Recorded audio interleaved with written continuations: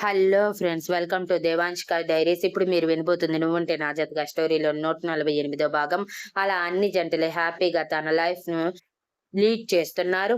మహి ఎంత త్వరగా వీలైతే అంత త్వరగా మహాలక్ష్మికి డైరెక్ట్ గా తన ప్రేమ విషయం చెప్పడానికి ప్రిపేర్ అయిపోయాడు. శక్తిని అందుకోసం ఒకానొక రోజు క్యాంటీన్ లో మీట్ అయ్యి ఐడియా అడిగితే నెక్స్ట్ మంత్ అక్క బర్త్డే వస్తుంది, అప్పుడు ప్రపోజ్ చేయి, మేబీ ఇప్పటికే అక్కకి నీ ప్రేమ విషయం అర్థమై ఉండొచ్చు, ఎస్ ఆర్ నో ఆ రోజు చెప్తుంది అని అంది. మహి అయోమయంగా, నువ్వేం మాట్లాడుతున్నావు వదినా, నేను డైరెక్ట్ గానే దాంతో చెప్పాను అనగానే శక్తి గుర్రుగా ఒక లుక్ ఇవ్వటంతో, అదే అదే మీ అక్కకి డైరెక్ట్ గానే చెప్పాను లవ్ చేస్తున్నాను అంటూ, కానీ అది ఫ్రాంక్ అని కొట్టి పారేసి నాలాంటి మరో అమ్మాయిని ప్రేమిస్తున్నారా, నిజమా అని ఆశ్చర్యంగా కళ్ళు పెద్దవి చేసి అడిగింది. ఇలాంటి తింగర్ది నీకెలా అక్కయ్యిందో నాకు ఇప్పటికీ అర్థం కావట్లేదు వదిన అని తల కొట్టుకున్నాడు.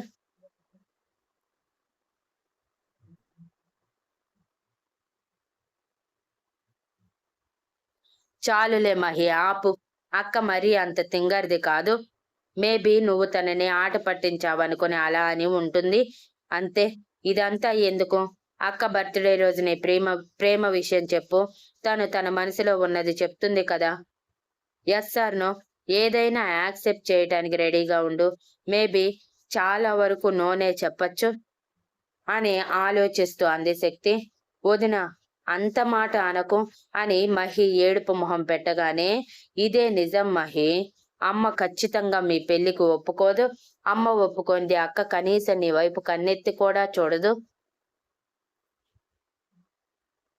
బికాజ్ ఆఫ్ మీ, నేనే ఆ రీజన్. అమ్మకి నేనంటే ఇష్టం లేదు అని బాధ నిండిన గొంతుతో చెప్పి, మరి నేను ఉన్న ఇంటికి అక్కని ఎలా పంపిస్తుంది అనుకుంటున్నావు? అందుకే నీ వంతు ప్రయత్నం నువ్వు చేయి, తర్వాత రుద్రగారు చూసుకుంటారు అని చెప్పి వచ్చే కన్నీటిని ఆపుకొని క్యాబిన్ కి వెళ్ళిపోతే, మహి బాధగా, నీ వల్ల కావాలని మహా నన్ను ఇష్టపడుతున్నా కూడా వాళ్ళమ్మ రిజెక్ట్ చేస్తుందని, రిజెక్ట్ చేస్తే మాత్రం మామూలుగా ఉండదు వదిన, చూస్తుండు అని అనుకుని తన క్యాబిన్ కి వెళ్ళాడు. అలా రోజులు మళ్ళీ స్పీడ్ గా పరిగెడుతూ మరో వారం రోజులు గిర్రున తిరిగేసింది. మిత్ర ఎంగేజ్మెంట్ కోసం ముహూర్తాలు చూసుకోవటానికి ఉదయాన్నే పంతులు గారిని పిలిపించారు ఆనంద్ గారు. పంతులు గారి ఇద్దరి జాతకాలు పరిశీలించి మరొక 15 రోజుల్లో మంచి ముహూర్తం ఉంది అని చెప్పగానే, అదే విషయం భూపతి గారి ఫ్యామిలీని అప్పటికప్పుడు అడిగితే వాళ్ళకి ఏమాత్రం అభ్యంతరం లేకపోవటంతో ఓకే చెప్తే, ఇటువైపు ఆనంద్ గారి ఫ్యామిలీ కూడా ఎటువంటి అభ్యంతరం లేకపోవటంతో ఆ ముహూర్తాన్ని ఖాయం చేశారు అభిమిత్రుల ఎంగేజ్మెంట్ కి. ఎంగేజ్మెంట్ ఫిక్స్ అవ్వగానే అభి ఎగ్జైట్ అయితే మిత్రలో సిగ్గు చేరి బుగ్గలు ఎరిపెక్కాయి. పంతులు గారిని తాంబూలంతో పంపించాక ఎంగేజ్మెంట్ 15 రోజులుంది కాబట్టి engagement decoration, food and guest receive వరకు రుద్రనే చూసుకోమని, మిగిలినవి మిగిలిన అరేంజ్మెంట్స్ లైక్ నార్మల్ గెస్ట్లని పిలవటం, షాపింగ్, ఇక ఇంటి డెకరేషన్ వరకు శక్తి చూసుకుంటానని చెప్పటంతో అందరూ ఓకే చెప్పారు.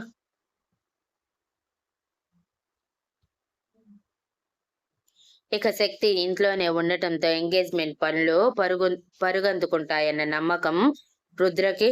రుద్ర ఆఫీస్ కి వెళ్ళగానే ఈవెంట్ మేనేజర్ ని పిలిచి మ్యాన్షన్ లోనే ఎంగేజ్మెంట్ ఏర్పాట్లు చూడాలని, దానికి తగ్గట్టు డెకరేషన్ థీమ్స్ తీసుకొని ఈవినింగ్ మ్యాన్షన్ కి రమ్మని చెప్పి పంపించాడు.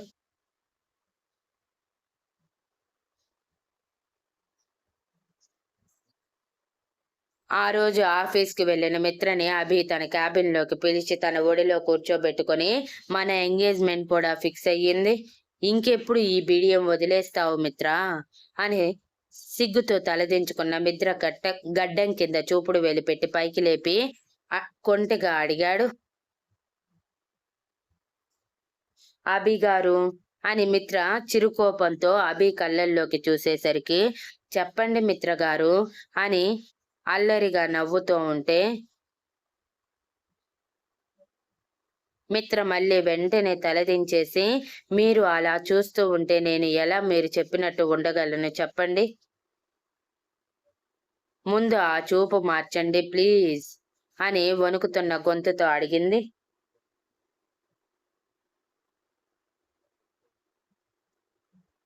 అభి మిత్ర ఎడమ బుగ్గ మీద ముద్దు పెట్టి తన భుజం మీద గడ్డం నిలిపి, నేను నీ వైపు నార్మల్ గానే చూస్తున్నాను. మరి నీకెందుకు నా చూపులు నిన్ను డిస్టర్బ్ చేస్తున్నాయంటావు మిత్ర అని హస్కీ వాయిస్ లో చిన్నగా అడిగాడు. ఏమో నాకు తెలియదు అని మిత్ర అనగానే అభి మిత్ర నడుము చుట్టూ ఉన్న చేతిని ఇంకొంచెం పట్టు బిగించి, నేను చెప్తాను, ఎందుకంటే నన్ను నీ భర్తగా నువ్వు పూర్తిగా యాక్సెప్ట్ చేశావు. అందుకే చూసే చూపుకి కూడా నీ శరీరం వణుకుతుంది. బికాస్ సక్సెస్ఫుల్ గా నేను నీ మనసులోకి చేరిపోయాను అని అన్నాడు. అభి చేతులు కుదురుగా ఉండకుండా తన నడుముని డ్రెస్ మీద నుంచి కొలుస్తూ ఉంటే, మిత్ర అభి చేతి మీద చేతులు వేసి ఆపటానికి ట్రై చేస్తూ ఉంటే అభి ఆపకుండా ఇంకా అల్లరి చేస్తూ, ఇంతకీ నీ ఎంగేజ్మెంట్ ఇలా జరగాలని నువ్వేమైనా అనుకున్నావా? అలాంటి విషెస్ ఏమైనా ఉంటే చెప్పు, నేను ఫుల్ఫిల్ చేస్తాను అని అడిగాడు అభి. అలాంటిదేమీ లేవు, కానీ అందరి సమక్షంలో అందరి ఆశీర్వాదాల మధ్య మన ఎంగేజ్మెంట్ పెళ్లి సంతోషంగా జరగాలని మాత్రమే ఉంది. ముందు మీరు చేతులు తీయండి అభి గారు, నాకు భయం వేస్తుంది అని అంది మిత్ర. ఇలానే ప్రతిసారి ముడుచుకుపో నువ్వు, మరి ఇలా పాత చింతకాయ పచ్చడిలా ఉంటే కష్టం మిత్ర అని విసుగ్గా అంటూ మిత్రని తన వైపు తిప్పుకొని నుదుటి మీద, ముక్కు మీద, బుగ్గల మీద, చిట్టిగడ్డం మీద ముద్దు పెట్టి చివరికి పెదవుల వైపు ఆశగా చూస్తూ ముందుకు వస్తూ ఉంటే, మిత్ర అభి మొహాన్ని దూరం జరుపుతూ, ప్లీజ్ అభి గారు అని లోగొంతుతో అంత ఏసీలోనూ పట్టిన చిరుచెమటతో అడిగింది మిత్ర. ప్లీజ్ మిత్ర అని అభి కళ్ళు చిన్నవి చేసి అడుగుతుంటే, ఇది తప్పు అభి గారు అని భయంగా అంది మిత్ర అభి ఒడిలో నుంచి లేవటానికి ట్రై చేస్తూ. అభి ఒక్కసారిగా మిత్రని వదిలేసి తనని పైకి లేపి నించోబెట్టి అభి కూడా పైకి లేచి మిత్ర కళ్ళల్లోకి సూటిగా చూస్తూ, యు నో వాట్, ఒక్కసారి నువ్వు నా దానివి అని నా మనసు అనుకున్నాక నువ్వే నా భార్య అని నేను మెంటల్ గా ఫిక్స్ అయ్యాను. అది తాళి కట్టినా కట్టకపోయినా సరే, మరి నా భార్యని కిస్ చేయటం కూడా తప్పని ఏ రాజ్యాంగంలో రాసుంది అని సీరియస్ అవుతూ ఉంటే, మిత్ర కంగారుగా అభిని గట్టిగా హత్తుకొని, కానీ అఫీషియల్ గా మరికింకా పెళ్లి కూడా కాలేదు అభి గారు, మనం ఇంకా ఇంత అడ్వాన్స్ అవ్వటం అంత మంచిది కాదు. పొరపాటున జరగరానిది ఏదైనా జరిగితే నో, నేను తట్టుకోలేను అభి గారు ప్లీజ్ అని ఏడుపు గొంతుతో అడిగింది మిత్ర.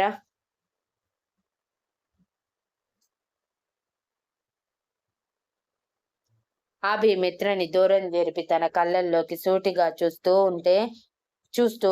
అంటే ఏంటి మిత్ర, నా మీద నీకు నమ్మకం లేదా? నేను నిన్ను లొంగ తీసుకుంటానని అనుకుంటున్నావా? అంత చీప్ క్యారెక్టర్లా కనిపిస్తున్నానా నేను అని సీరియస్ అయ్యాడు అభి.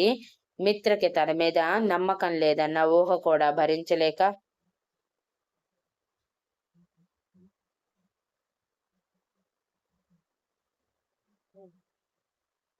నో నో అభి గారు, మీ మీద నాకంటే ఎక్కువగా నమ్మకం ఉంది, కానీ పరిస్థితుల మీద నమ్మకం లేదు. మేబీ ఆ టైంలో నేను కూడా కంట్రోల్లో ఉండకపోవచ్చు, ఎవరికి తెలుసు. అందుకే ఇలాంటివేమీ వద్దని చెప్తున్నాను. వన్స్ మన పెళ్ళైపోయాక నేను మీకు దేనికి అడ్డు చెప్పను. అప్పటి వరకు ప్లీజ్ ఇలాంటివి ఏమీ వద్దు అభి గారు అని భయంగానే అడిగింది.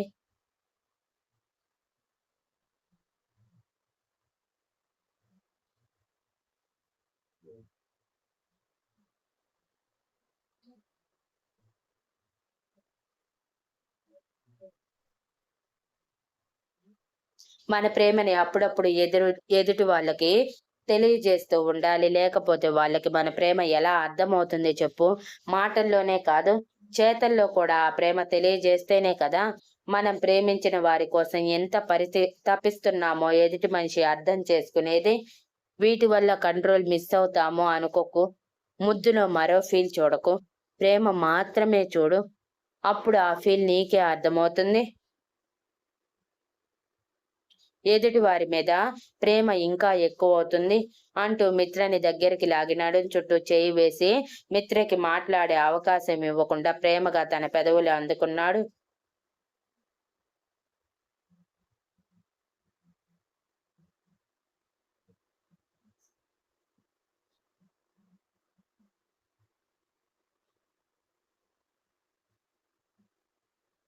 మిత్ర ఒక్క నిమిషం గింజుకున్న ఆ ముద్దులో అభి ప్రేమ తప్ప ఇంకేం కనిపించకపోవటంతో తన వంతు సహకారంగా పెదవులు కదిలిస్తూ ఉంది తనకి తెలిసినట్టుగా.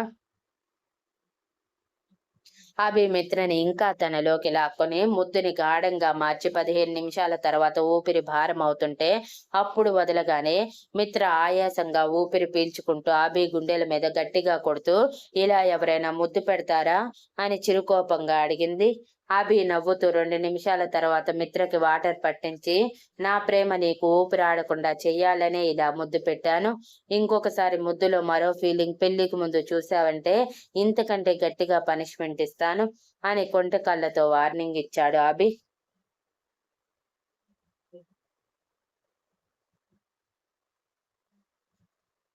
మిత్ర దెబ్బకి బెదిరిపోయి వద్దు ఇంకొకసారి అనను అని అభికి దూరం జరుగుతూ ఉంటే ఇదిగో మళ్ళీ దూరం వెళ్తున్నావు అంటూ అభి మళ్ళీ మిత్రని తన మీదకి లాక్కొని ఇంతకీ ఎంగేజ్మెంట్ నీకింత త్వరగా ఓకేనా అని అడిగాడు అభి.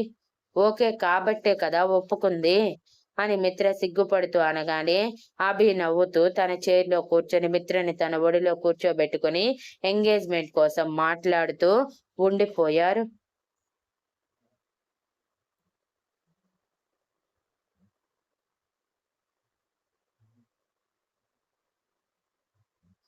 ఈవినింగ్ ఇంటికి చేరుకున్న రుద్ర చాలా అలసటగా కనిపించటంతో శక్తి ఆయిల్ హీట్ చేసి దానిని తీసుకుని రూమ్ లోకి వెళ్లేసరికి రుద్ర ఫ్రెష్ అవ్వటానికి వెళ్తుంటే ఆపేసి డ్రెస్సింగ్ టేబుల్ ముందు చైర్లో కూర్చోబెట్టి చాలా అలసటగా కనిపిస్తున్నావు, వర్క్ హెవీ అయ్యిందా అని లాలనగా అడుగుతూనే హెడ్ మసాజ్ చేస్తూ ఉంటే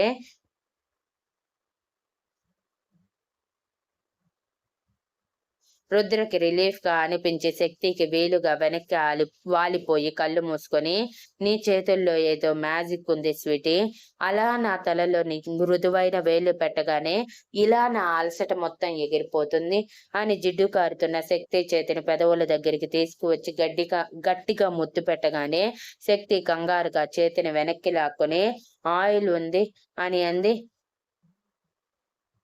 పర్వాలేదులే అని అంటూ ఉండగానే శక్తి టిష్యూతో రుద్ర పెదవులు తుడిచి కొంచెంసేపు ఇలానే ఉండండి అంటూ అరగంట పాటు ఆ హాట్ ఆయిల్ తో మసాజ్ బాగా చేసి మెడ దగ్గర భుజాల దగ్గర కూడా లైట్ గా ఒత్తుతూ మసాజ్ చేస్తూ రుద్ర బాడీకున్న స్ట్రెస్ ని రిలీఫ్ చేసింది.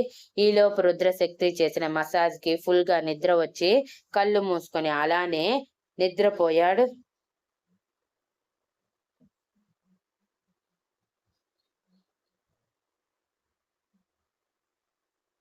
అరగంట తర్వాత శక్తి హ్యాండ్ వాష్ చేసుకొని వచ్చి అయిపోయింది రుద్ర గారు, ఇప్పుడు మీకు ఎలా ఉంది అని అడుగుతున్న రుద్ర నుంచి ఏమాత్రం రెస్పాన్స్ రాకపోవడంతో ఏమైందా అనుకుంటూ వెళ్లి చూసేసరికి రుద్ర హాయిగా నిద్రపోతూ ఉంటే శక్తి నవ్వుకుంటూ చాలా కష్టపడుతున్నారు ఒక్కరే, నేను కూడా లేకపోవడంతో నా వర్క్ కూడా మీ మీద పడిపోయింది కదా అని నుదుటి మీద ముద్దు ముద్దు పెట్టి పెదవుల మీద పెక్కిచ్చి దూరం జరిగేలోపు రుద్రశక్తి నడుం చుట్టూ చేయి వేసి ఒడిలోకి లాక్కొని ఇలా ముద్దుని సగంలో ఆపకూడదు స్వీటీ, మహాపాపం అని కొంటెగా అంటూ శక్తి పెదవులు అందుకుని శక్తి పెదవులు గాఢంగా అందుకొని తన పెదవుల్లోని అమృతాన్ని జుర్రుకుంటూ శక్తిని మిస్ అయిన ఫీలింగ్ మొత్తం ఆ క్షణం శక్తితో కలిసి పోగొట్టుకున్నాడు. Thank you for listening and please like, share, comment and subscribe.